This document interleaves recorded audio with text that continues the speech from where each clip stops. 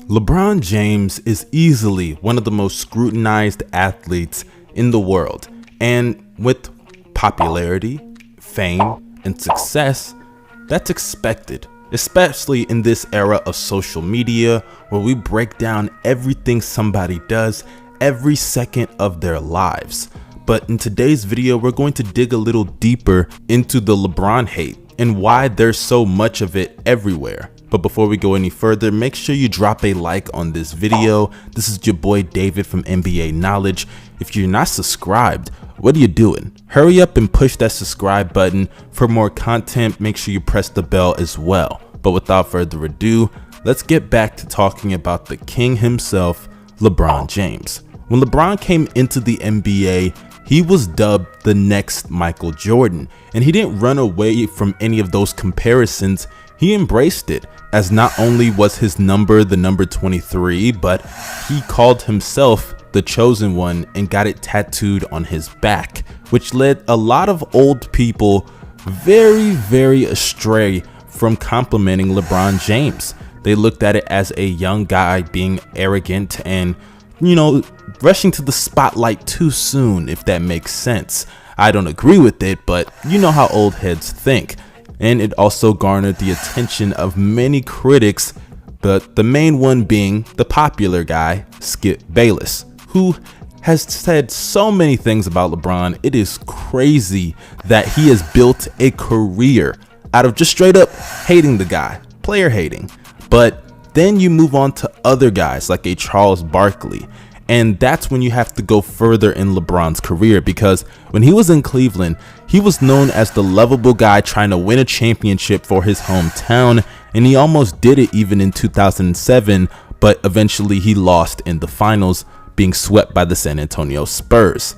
But then LeBron was faced with the decision. Now, to many kids out there who don't really know much about this move, you have to understand what things were like at that time. LeBron has always been a closed off person, and that personality has been established now. But at that time, LeBron had not really made any major decisions in his career. Actually, he hadn't made any major decisions at all, because he was approaching free agency, in which he was going to be unrestricted.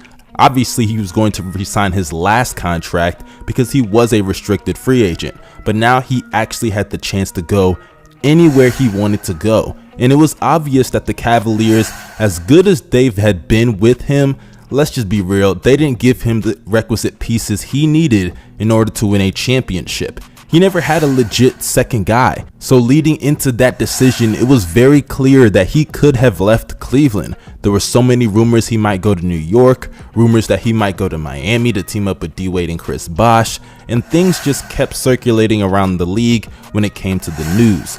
But at that time, LeBron was about to announce his decision. He decided to make it public. And not only did he publicize it, but he raised all the money that he got from that event to fund the Boys and Girls Club that we saw at the All-Star game 2 years ago in dedication of Kobe Bryant. But now that you look at what LeBron did, the fact that he didn't tell Dan Gilbert and the Cavaliers that he was leaving, he kept it to himself.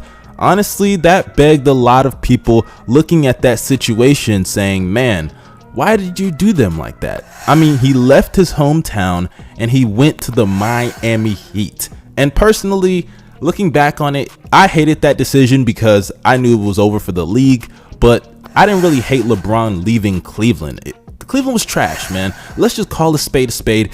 They tried, but they didn't try hard enough. They turned down getting Amari Stoudemire because they wanted to keep J.J. Hickson. So I don't blame LeBron for leaving Cleveland one bit. Now, him going to make a super team, that's up to you guys if y'all think that was a bitch move or not. But I personally don't, because he had to contend with Paul Pierce, Ray Allen, and Kevin Garnett. So as far as I'm concerned, it was fair game in my personal opinion. But nonetheless, when he went to Miami, LeBron became public enemy number one. And throughout that entire season, LeBron went through so much. I remember when he went back to Cleveland, I think he got attacked by some fan, or at least some fan tried to attack him. And just the overall atmosphere when he did go back to Cleveland, man, it was crazy. They booed the hell out of LeBron every single time he touched the ball. And the hate only grew louder and funnier when LeBron, D-Wade, and Chris Bosh failed to win their first ever championship against the Dallas Mavericks in a series that LeBron James recorded 8 points in a finals game and failed to show up for 4 straight fourth quarters,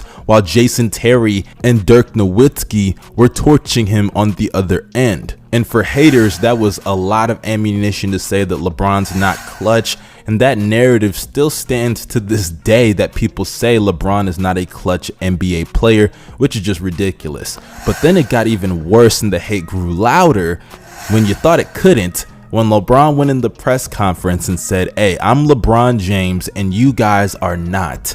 So that's essentially what a lot of people looked at and said, yeah, you're not Jordan, just kill that argument right now. And honestly, LeBron did go on to win 2 championships in a row and even made another finals in his last year in Miami, which they did lose, but nonetheless, he played well in that series. But as it pertains to LeBron hate, that's usually where it stems from, because sure, you can look at other later moments in his career, like him saying he's going to activate playoff mode and then missing the playoffs. But I think that when you're a LeBron hater, that hate stems from things like the Miami Heat days, because when he left Miami, he went back to Cleveland and won a title for his hometown, defeating the new villain team, the Golden State Warriors, who won 73 games, and he was down 3-1 in that series. No other team has ever come back from a 3-1 lead in the NBA Finals, but LeBron James was able to be the first guy to lead his team to doing so. So after he did that, a lot of people started loving LeBron James again. And it's crazy because you love him because he does something for his hometown, but you hate him because he does something for himself by trying to win a championship for the first time with his friends.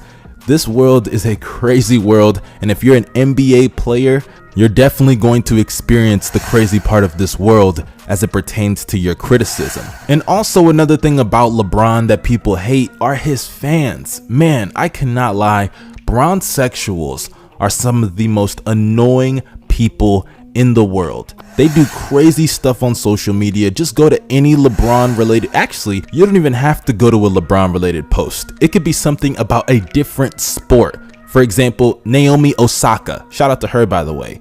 It could be related to her, and somehow LeBron fans will find a way in those mentions. Also his haters as well. I'm not saying that his haters don't do stuff like that, but LeBron fans are just so loyal to the point that they will just do crazy and insane things to try to prove he is the greatest player ever. And also the arguments for LeBron being the GOAT from bronsexuals, it's too much, man. And to make matters worse, they focus on the GOAT convo way too much. But yeah, to everybody out there wondering why people hate LeBron, I hope I did a good job in clarifying that in this